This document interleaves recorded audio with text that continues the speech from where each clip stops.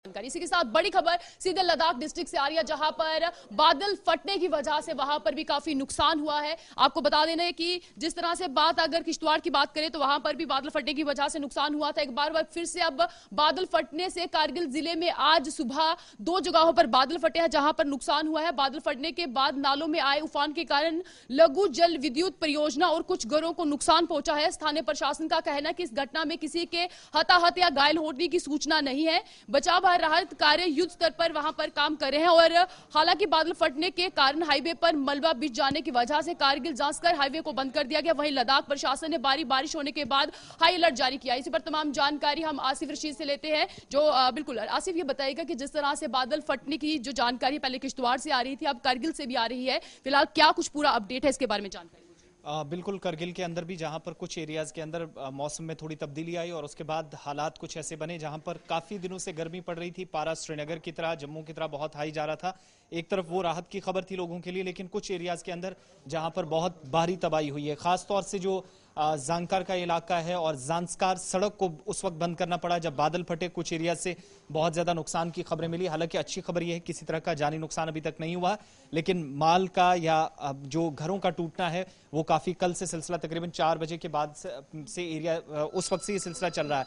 Overall जो एक बिजली का बहुत बड़ा प्रोजेक्ट इस एरिया के अंदर था, जिससे बिजली की पैदावार न सिर्फ लद्दाख यूनियन टेरिटरी के अंदर बढ़ी थी, बल्कि उन तमाम एरियाज को जो करगिल टाउन के आसपास आते हैं उनको बिजली सप्लाई 24 घंटे पहुंचेगी। लेफ्टिनेंट गवर्नर आर के माथुर ने इसका दावा किया था जब इनॉग्रेशन हुआ था इस पूरे प्रोजेक्ट का, लेकिन वो भी इस बारिश की नजर हो गया। बादल फटे हैं, अलग अलग एरियाज से जो इन लोगों के कॉन्टेक्ट थे, राब्ते थे, वो पूरी तरीके से इस वक्त डिस्कनेक्ट हो चुके हैं। हालांकि प्रशासन यहां पर फौरी तौर पर चीजें तो नोटिस में आ गई थी, लेकिन उस वक्त नहीं पहुंच पाया 4 बजे के बाद, जब कल 4 बजे बादल फटने के बाद पानी अचानक से लेवल ऊपर हुआ और कुछ एरियाज के अंदर ज्यादा और कुछ एरियाज के अंदर कम। लेकिन ओवरऑल आप देखेंगे तो 50 के आसपास ऐसे घर हैं जहां लोग कहीं पर 4 कहीं पर 10 रहते हैं। एक बहुत बड़ी आबादी प्रभावित हुई है, जिनको अलग अलग सुरक्षित स्थानों पर उन्हें पहले ही भेज दिया गया। इससे बड़ी चीज यह है कि प्रशासन अगर इस एरिया में पहुंचना चाहे तो मुश्किल इसलिए था क्योंकि करगिल से 40 किलोमीटर की दूरी पर यह एरिया था, लेकिन वहां पर कनेक्टिविटी का सिर्फ एक रास्ता था। करगिल और ज़ांस्कार के बीच में जो सड़क थी उसको उस समय बंद करना पड़ा जब एक बहुत बड़ा मलबा या पहाड़ टूटकर उस सड़क के ऊपर, हाईवे के ऊपर पहुंच गया। इसलिए दोनों और जो कनेक्टिविटी का सिस्टम है वो भी प्रभावित हुआ है।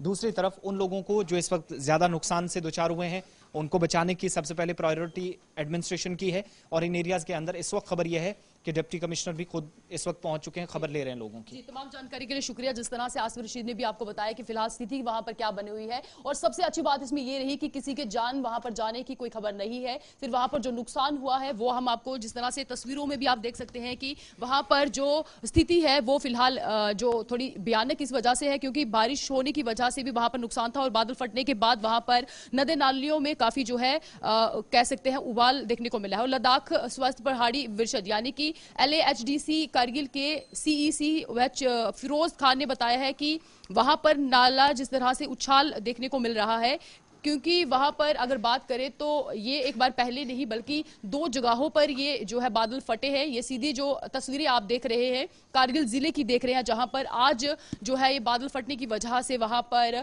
पन बिजली परियोजना पे भी काफी जो उछाल देखने को मिला, जहां पर वहां नुकसान हुआ था। इसी के साथ किश्तवाड़ में भी ऐसी तस्वीरें निकलकर सामने आई हैं, तो 2 जगहों पर बादल फटने की वजह से काफी नुकसान देखने को मिला।